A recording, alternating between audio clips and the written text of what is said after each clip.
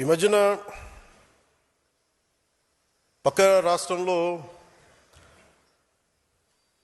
అక్కడ ఒక పార్టీ పెట్టి విజయం సాధించి ముఖ్యమంత్రి అవ్వగానే మన ఆంధ్రప్రదేశ్లో చాలామంది మీరు కూడా అలా చేసి ఉండాల్సిందని చెప్పి నాకు తెగ మెసేజ్లు పంపిస్తూ ఉన్నారు. ఊళ్ళో పెళ్ళికి ఏదో హడావిడి ఉంటారు కదా,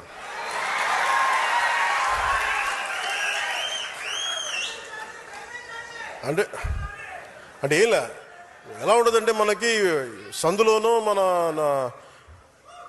ఒక పెళ్లి జరుగుతూ ఉంటే మన ఊళ్ళో చిన్నపిల్లలు పరిగెడుతూ ఉంటారు అటు ఇటు, వాళ్ళ ఇంట్లో పెళ్ళి అనుకున్నట్టు.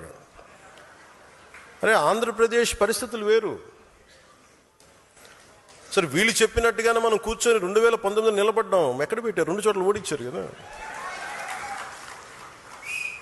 పోనీ ఎవరైనా నిలబడ్డారు ఆ రోజున నాయకులు అంటే అందరూ పారిపోయారు కదా. సో అందుకని కంపారిజన్ పెట్టకండి. చాలా రోజుల తర్వాత జనసేన పార్టీ అధినేత పవన్ కళ్యాణ్ గారు జనసేన ఉద్యమి ఆత్మీయ సమావేశం పేరుతో ఒక పెద్ద సమావేశాన్ని నిర్వహించారు. ఆ సమావేశంలో చాలా అంశాల గురించి ప్రస్తావన చేశారు, మాట్లాడారు. ఆ మాట్లాడిన అన్ని విషయాల జోలికి నేను వెళ్ళను, కానీ కొన్ని విషయాలు నొక్కి మరీ ప్రస్తావన చేశారు, సమాధానాలు చెప్పేటటువంటి ప్రయత్నం చేశారు. దేనికి సమాధానాలు చెప్పారంటే సోషల్ మీడియాలో వస్తున్నటువంటి వాటికి, లేదా ఆయన్ని విమర్శ చేస్తున్నటువంటి అంశాల మీద ఆయనే ప్రస్తావన చేసి సమాధానాలు చెప్పేటటువంటి ప్రయత్నం చేశారు. ఆ సమాధానాలు విన్న తర్వాత ఎందుకు ఇంత ఇమ్మెచ్యూర్డ్గా పలాయనవాదంతో పవన్ కళ్యాణ్ గారు మాట్లాడుతున్నారు, ఆయన రాజకీయాల్లో చాలా కాలం నుంచి ఉన్న ఏమాత్రం అవగాహన పెంచుకోలేకపోయారనేటువంటి కించిత్ బాధ నాకు కలిగింది. దానిలో ప్రధానమైనది ఏంటంటే ఆయన చేసిన వ్యాఖ్యలు, నేను ముఖ్యమంత్రి కావాలని రాజకీయాల్లోకి రాలేదు అనేది ఒక వాదన.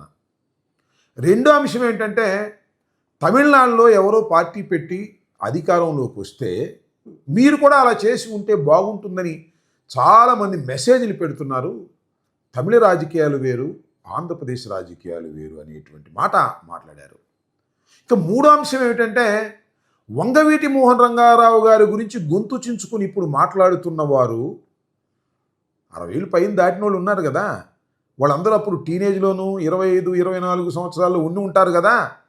మరి వాళ్ళందరూ నాకు ప్రాణహాని ఉంది అని ఆయన బహిరంగంగా చెబితే ఎందుకు దడికట్టలేకపోయారు, ఎందుకు రక్షించలేకపోయారనేటువంటి ఒక ఇన్మెచ్యూర్డ్ వాదన్ని వినిపించేటటువంటి ప్రయత్నం చేశారు. ఒకటేమిటంటే ముఖ్యమంత్రి కావాలని నేను రాజకీయాల్లోకి రాలేదు. Yes, it is true. ఇది మీ అందరూ అనుకుంటున్నటువంటి అంశమే. డే 1 నుంచి కూడా 2014 నుంచి ఇవాళ వరకు కూడా మీరు ముఖ్యమంత్రి కావాలనే ప్రయత్నం చేయటం లేదు. నెంబర్ 1. చేయకపోతే చేయకపోయారు. రాజకీయాల్లో సిద్ధాంతం కోసం అన్కాంప్రమైజ్డ్గా ఉన్నారు అంటే అది లేదు. సిద్ధాంతాలన్నీ కాంప్రమైజ్ చేసుకుంటూ వచ్చారు. మొట్టమొదట మీరు నారా చంద్రబాబు నాయుడు గారికి సపోర్ట్ చేశారు. దేనికి సపోర్ట్ చేశారు? ఏం ఆశించి సపోర్ట్ చేశారు? ఒక్క సీటైనా తీసుకున్నారా? ఒక్క సీటు కూడా తీసుకోకుండా మీరు సపోర్ట్ చేశారు. దానివల్ల ఆయన అధికారంలోకి వచ్చాడు. ఆ తర్వాత మీరు ఏమన్నారంటే నేను సింగిల్గా పోటీ చేయాలంటే 2019లో నేను పోటీ చేస్తే 2 చోట్ల నన్ను ఓడించారు కదా, ఇదేనా మీరు చేసింది అనేటువంటి ఒక పలాయనవాదాన్ని వినిపించే ప్రయత్నం చేశారు. 2019లో మీరు సింగిల్గా పోటీ చేస్తే మిమ్మల్ని ఎవరు నమ్మారు? ప్రజలు నమ్మించగలిగారా? విశ్వాసాన్ని పొందగలిగారా? ఒకసారి ఆత్మవిమర్శ చేసుకోండి. 2014లో మీరు చంద్రబాబు నాయుడు గారిని ముఖ్యమంత్రిగా చేయటం కోసం ఒక్క సీటు కూడా తీసుకోకుండా మీరు ఆయనకి సపోర్ట్ చేశారు. 2019లో విడిగా పోటీ చేశారు. విడిగా పోటీ చేస్తే మీరు ముఖ్యమంత్రి కావాలని పోటీ చేశారనో, లేదా మీ రాజకీయ పార్టీని బలపరుచుకుని మీరు పైకి రావాలని పోటీ చేశారనో ఎవ్వరూ అనుకోలే.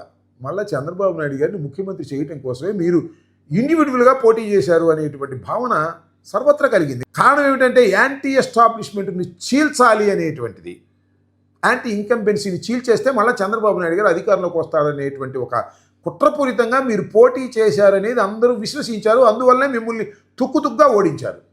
మళ్ళీ ఏం చేశారు? మళ్ళీ చంద్రబాబు నాయుడు గారితో కలిసి మళ్ళా ప్రయాణం మొదలెట్టారు. అంటే టోటల్గా మీరు చంద్రబాబు నాయుడు గారిని ముఖ్యమంత్రి చేయటం కోసమే మీరు రాజకీయ పార్టీ పెట్టారని ప్రజలు పూర్తిగా విశ్వసించారు. ఇప్పుడు కూడా విశ్వసిస్తున్నారు.